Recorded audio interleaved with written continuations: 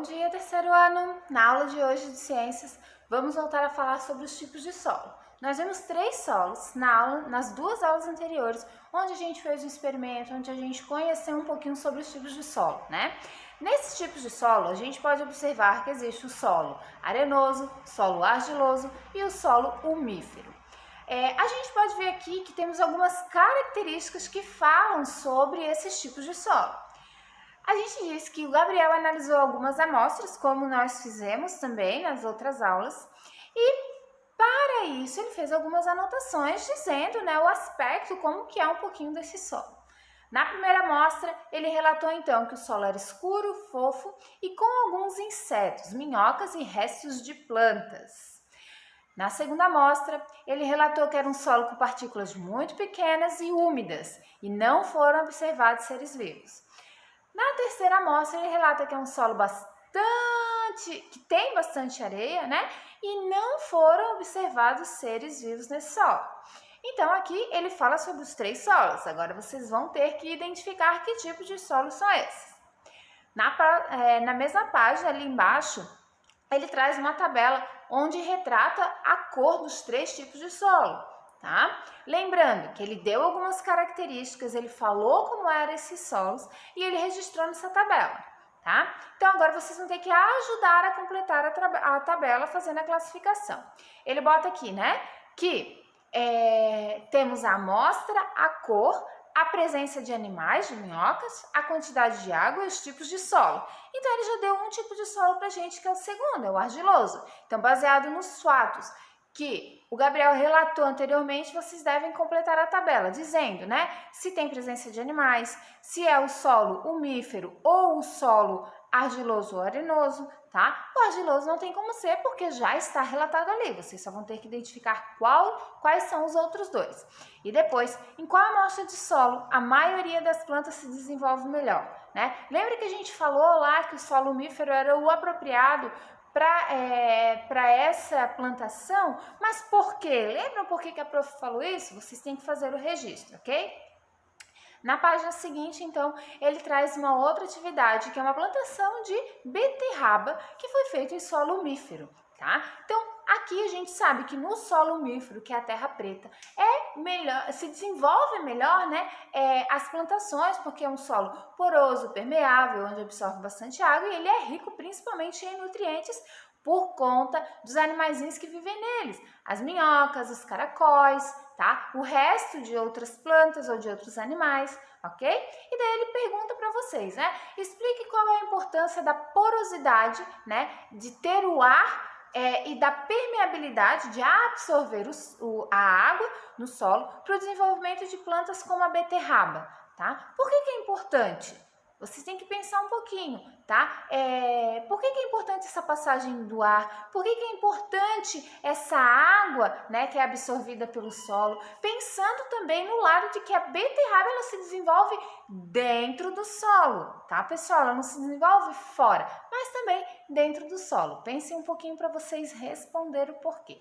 Pinte o quadro também que apresenta o componente presente em grande quantidade do solo umífero. O que será que a gente encontra no solo umífero? Bastante areia? Bastante matéria orgânica, que é o resto dos animais ou das plantas? Ou a argila, Qual desses vocês acham que é?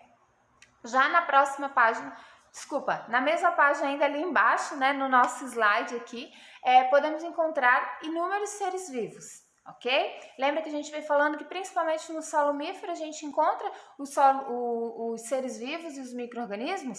Então, utilizamos as palavras em destaque. Escreva 2 frases sobre a importância dos seres vivos para a manutenção e fertilidade do solo. O que é fertilidade? É o que permite que o solo se desenvolva, e também desenvolva com melhor apropriação essas plantinhas, ok? Então, vocês vão ter que usar micro-organismos, nutrientes e resto de seres vivos em uma única frase, tá, pessoal? E depois raízes, chuvas e cobertura vegetal, também em uma única frase. Já nessa página a gente consegue observar que nós temos 4 materiais ali, Que tipos de materiais são esses? Temos a camiseta, o leite, uma panela de ferro e a maçã. Então, o que vocês vão ter que fazer? Vocês vão ter que recortar ok? As imagenzinhas que temos aqui do lado, tá vendo? Ó, e colar, né, no lugar adequado, dizendo que atividades que dependem do solo, tá? Quais dessas atividades dependem do solo? Vocês devem organizar eles de forma relacionada. Então, aqui, né, a maçã, por exemplo, o pezinho de maçã, logicamente. Então, vocês vão organizar e colar no quadradinho adequado. Já na questão B, escolha uma atividade que depende do solo, né? A mineração, a agricultura, a pecuária, e explique sua relação com os recursos do ambiente, né? O que a gente utiliza nessa atividade? Ah, prof, eu vou falar sobre a agricultura. O que eu utilizo? Que tipo de recursos eu utilizo nessa atividade? Será que eu utilizo só o solo? Ah, não, mas eu preciso de água também, né? Ah, eu preciso de sementes. Ah, mas que tipo de solo que eu tenho que usar? Por que eu tenho que usar esse solo? Você tem que repensar e responder de acordo com a atividade que vocês escolheram, tá? Na última página de atividade, então, a gente tem aqui, né, uma fala onde diz o seguinte: o solo é um recurso importante que deve ser conservado. Mas por que esse solo tem que ser conservado? Porque a gente precisa dele, né? Não para usar só uma vez ou duas vezes. Precisamos utilizar o solo com muita frequência, não é verdade? A gente precisa do alimento desenvolvido no solo, os animais precisam, a vegetação precisa. Então, vamos pensar um pouquinho. Olha só, sabendo disso, a Margarete tem algumas falas, né? E ela quer que vocês desembaralhem essa fala dela e descubram quais são as técnicas agrícolas que a gente deve ter, que a gente deve realizar para cuidar do solo. Então, olha só o que ela diz aqui. Eu alterno as culturas de plantas que são cultivadas em uma área. Assim, o solo tem tempo para recuperar os nutrientes. Então, ela faz, né, ali uma alteração de culturas. Lembra que a gente falou sobre duas técnicas nas aulas anteriores? Depois ela diz assim: além das plantas agrícolas, eu planto árvores. As raízes seguram o solo, evitando a erosão, e as folhas e os frutos que caem no chão deixam o solo rico em nutrientes.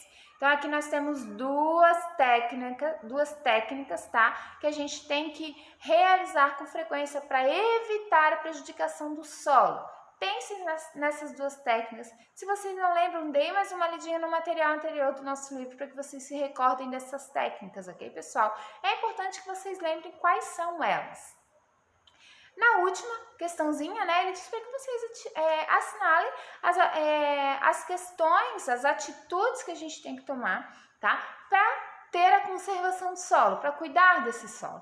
Será que separar o lixo reciclável com plástico, papel e metal é ideal? Será que eu tenho que fazer isso? Será que usar os dois lados de uma folha de um caderno até ele acabar também me ajuda, né, a proteger o solo, evitar jogar lixo? Vamos pensar um pouquinho? Jogar o lixo orgânico e o reciclável na mesma lixeira. Será que eu tenho que juntar todos os lixos e jogar tudo de uma vez só no mesmo lugar? Vamos pensar, e quando vai lá para os lixões, o que acontece? Será que é o certo mesmo? E evitar compras desnecessárias, tá? Então pensem, ok? Lembrando que vocês têm que repensar sobre as atitudes do solo, que contribuem com a conservação do solo, ok? Não estamos falando de consumo e consumismo. Finalizamos então. Boa aula para vocês. Beijos. Até a próxima. Tchau.